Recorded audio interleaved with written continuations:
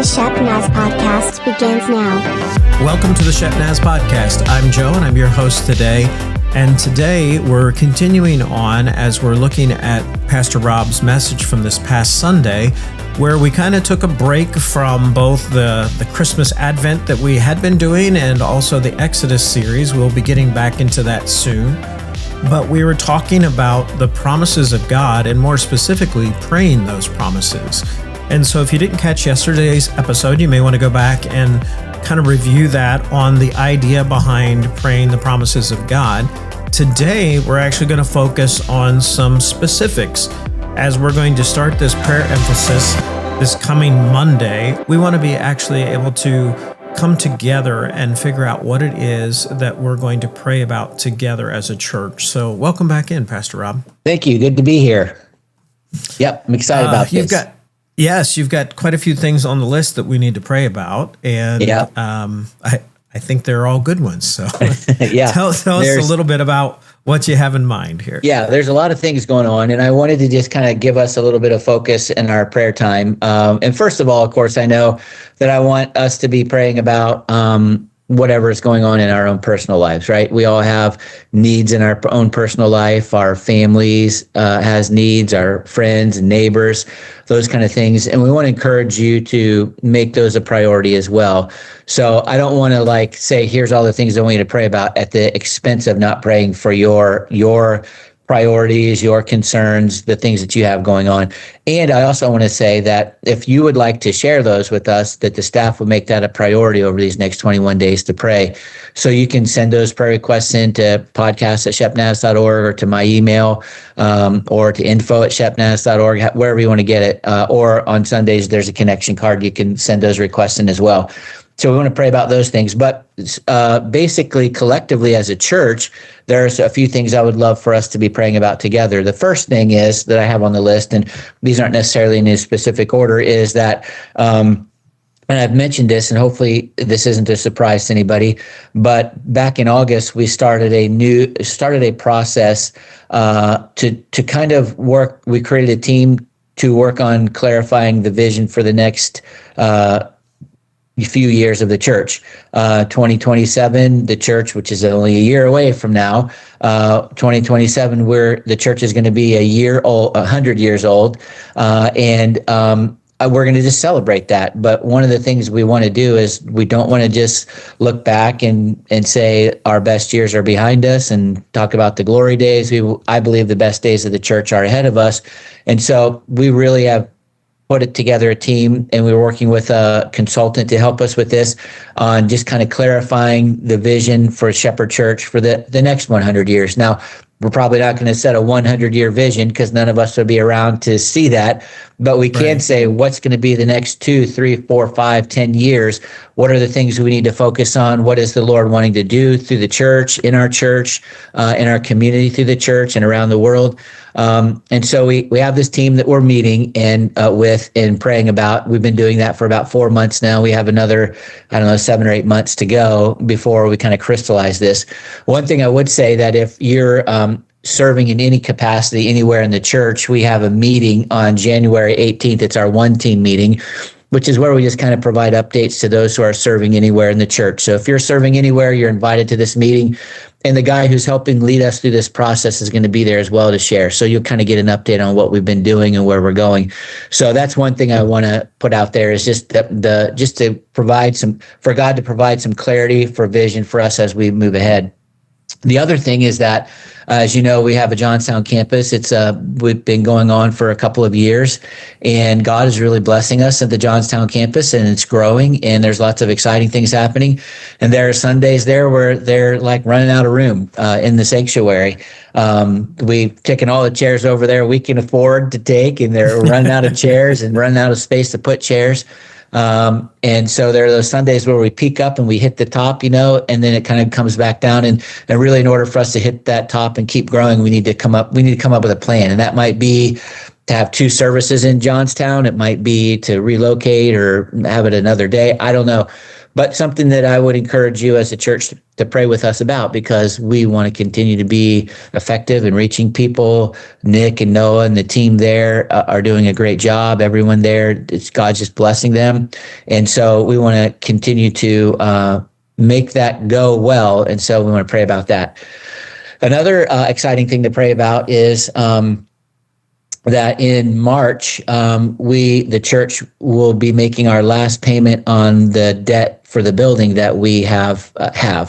So, and let me clarify when I say that, we have had a mortgage payment on some of the building in the existing church and the school, and that had been combined, and we were making a monthly payment on that.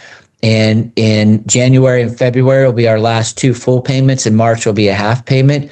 And then that part of the mortgage will be paid off. Now, we still own one home that we bought a couple years ago that borders our property. And so we still owe like $160,000 on that.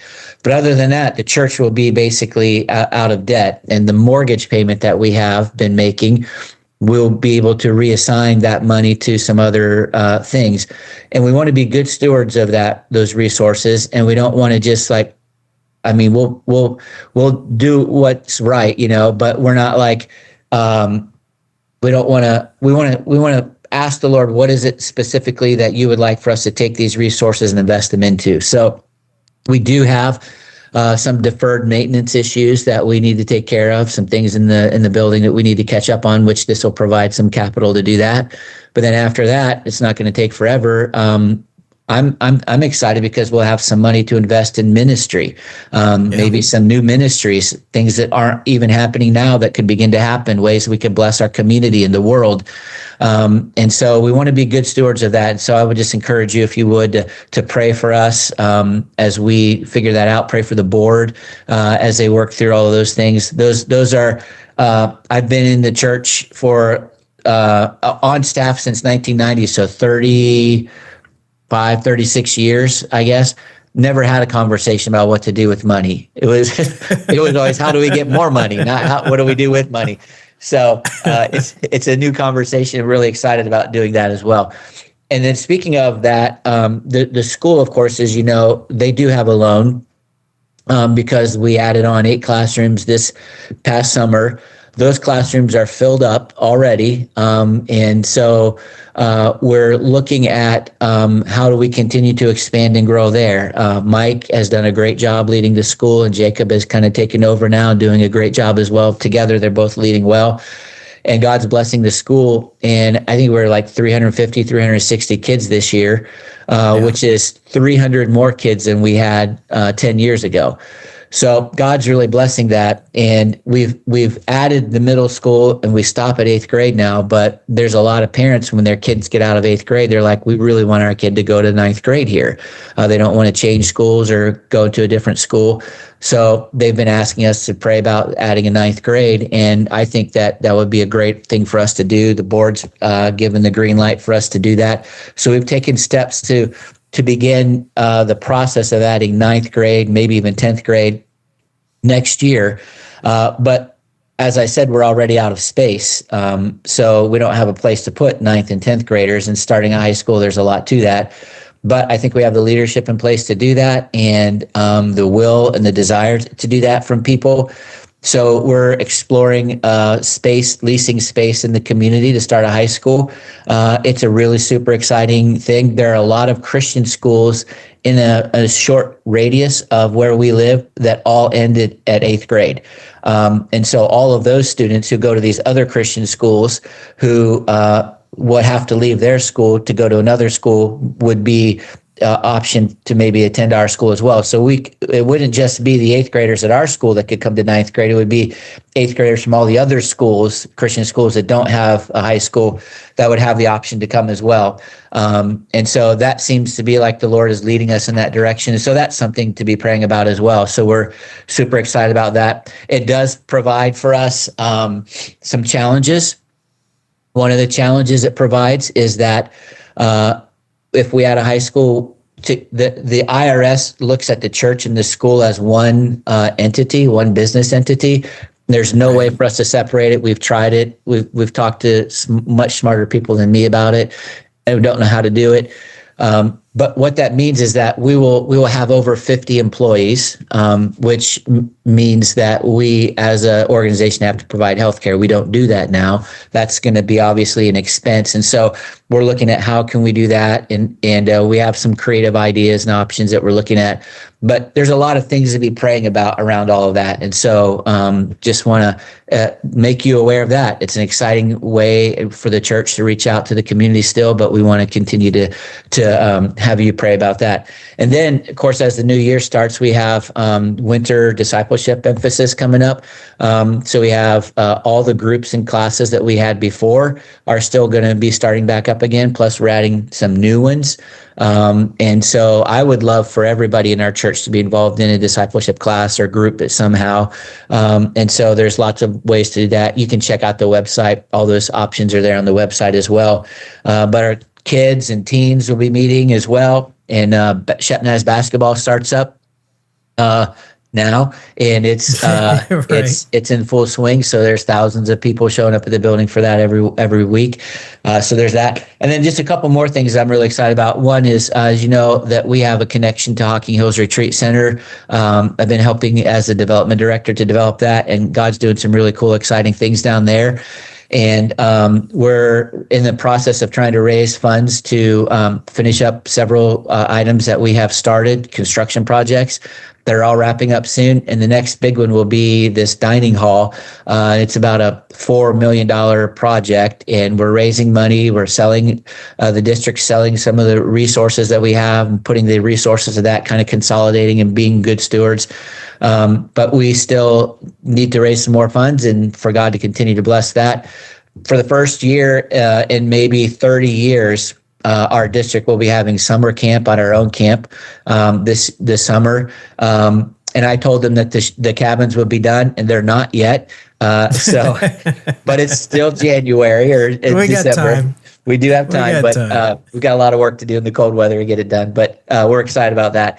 And then just one more thing that I thought was really good for our community, and that is we've been praying for a long time about LifeWise, trying to get that into our community. And that is basically where kids have the opportunity to learn the Bible during the school day. And they're bused from the school that they go to a location for Bible education. It's fun. It's really cool. Then they ship them back. Our school board in Gahanna has resisted that for a really long time, several years actually, and just said no. And then recently the governor came out and said that they had to work with you. So our school boards are working with us at the minimum level. I mean, you can say they're working with us to the letter of the law. That's all that it is. But we did start this school year in two schools, in the high school and at Goshen Lane. And so those two programs are going really well. And in February, we'll be adding another school, which is Royal Manor. Only second grade in Royal Manor for whatever reason, but we're starting that. So we'll take what we can get, do a good job. And I think parents are seeing the value of this. And so something you can be praying for as well. So those, in addition to all of the other things we have going on, the things that you have going on in your life, with your personal prayer needs and family and friends and neighbors over the next 21 days, those are some things that if we could pray together about, and I'm excited to see what God's going to do and how he's going to work all this out. That sounds great. There is a lot to do, and it's being diligent in praying the promises of God in all of these things. So It'll be interesting to see over the course of January how the promises that we're studying will tie in to some of the prayer requests that we have here. And I was just thinking in my head about how I might create some kind of chart where I'm finding these promises would tie to these particular requests. Yeah. And I could pray those promises for those requests. Yeah. Yeah. That'd be cool. It's exciting. All right. Well, we hope that this has been a challenge to you and that this will be something that you can use as a guide as we're going into this emphasis of prayer, and especially at the first part of January. It's always an emphasis of prayer at our church. On each month, we have Ignite, which is on the first Tuesday of the month. So be looking for that as well so that you can participate in that. Yeah. Be looking on Sundays for the book if you haven't already got it. And you can go to shepnaz.org to find out more details. For Pastor Rob, I'm Joe. Have a great day. This podcast is a production of the Shepherd Church of the Nazarene, Gahanna, Ohio. Email to podcast@shepnaz.org and let us know what you think.